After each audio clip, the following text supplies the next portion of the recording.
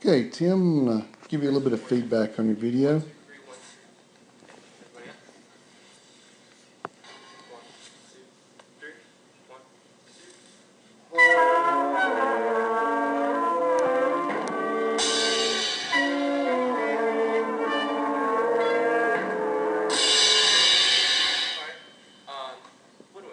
Let's make sure that all of our fundamental pressure is going like this.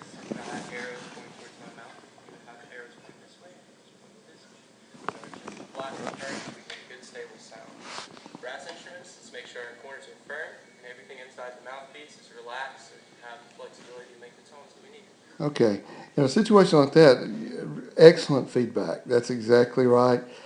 It's if you were in a room though with beginners, it's too textbook that'll go kind of over their head at a certain in a way. What you need to do when you hear that first note, you need to just stop and say, okay, let's play that first note again, and then just work on that tone. Like go down. If you have to go one by one, just go one kid at a time until they somehow get a similar sound to what a characteristic tone quality would be for that instrument.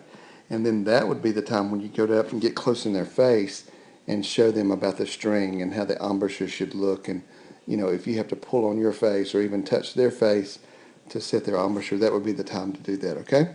Just being a little bit more individual and kind of addressing those hideous sounds coming out of the instrument right when they happen. Take that much, just one more time. Within this measure 4, if you'd like to mark in your part, it's got a dotted quarter, so we're just going to release that one to everybody together. First 4 measures again. 1, 2, 3, 1, 2.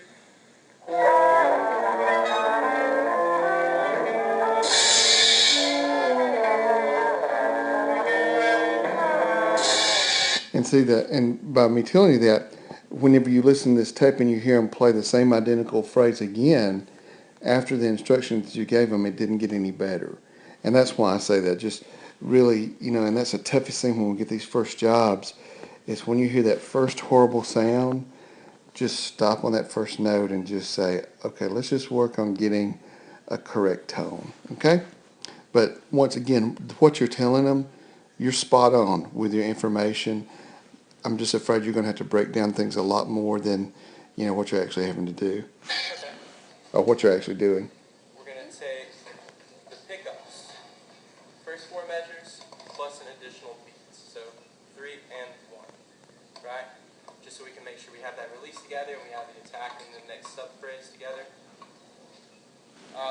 In measure 2, notice the tenuto within the half note. Make sure we're holding that full tone out the entire time. Make sure the air we have is needed and supported for this entire phrase. Now, and what I would like for you to do, Tim, as you listen to these phrases, what you're saying to them, once again, you're giving the correct information, but think about how you could say it a level lower if you were actually talking to junior high kids. I remember whenever I taught the beginning band program, you know, kids aren't even going to know what I say or what I said. What they didn't know what I meant when I say, let's take the pickup note. You have to even tell them what a pickup is. Tenuto, that'll be way above their head. You know, just things like that we take for granted. I mean, it's so frustrating the first couple of years, and that's what you'll find out, especially with beginner and middle school kids. Here we go. 1, 2, 3. 1, 2.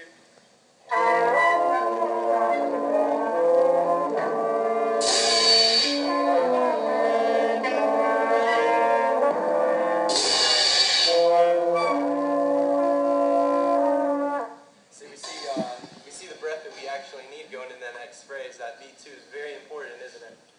Awesome. We're going to take the entirety of this piece just once, no repeat, okay?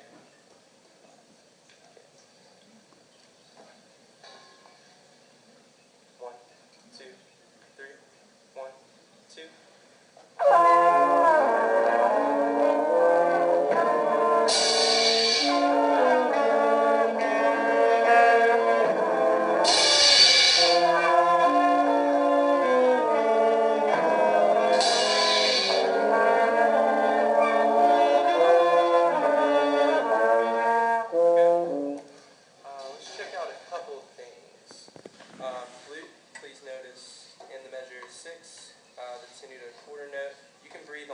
2, and then I did 6. So I gave you a list right there.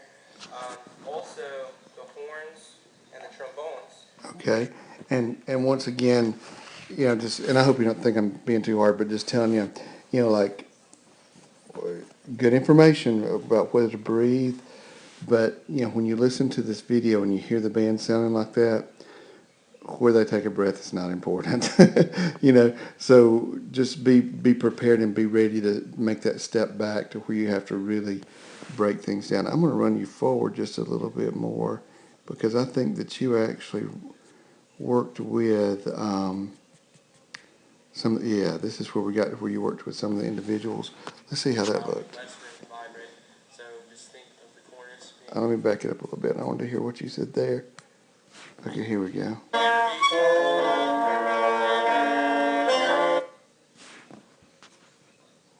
We'll find it in a minute. Here we go. Let's make sure that when we're approaching the instrument that we're not biting down too much. That could be constricting some sound. The more that we bite down on the reed and close it from the mouthpiece, we're actually allowing it less room to vibrate. So just think of the corners being inwards and this chin being completely down and flat. Yeah, I see. That was excellent. And Tim, that's the kind of information that if this is a real life situation, and I know it's completely different when you're dealing with your colleagues and your student fellow students, but that's the kind of information that needed right after that first sound that you heard. Try it one more time.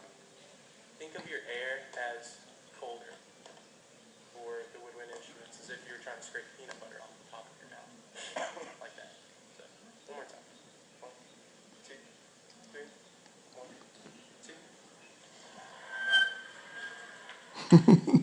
2. Oh God, I remember these feelings whenever I first got a job. 2, 3. 1, 2.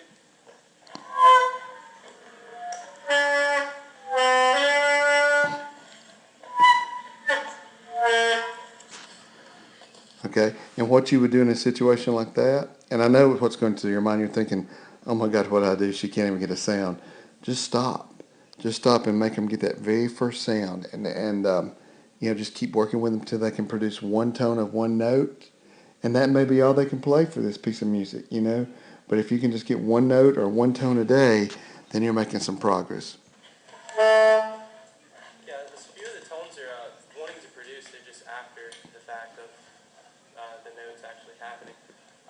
Make sure that you're halfway down the mouthpiece. So you have to draw a line that would be halfway down, not too far back, not too far up. Because those could also be constricting.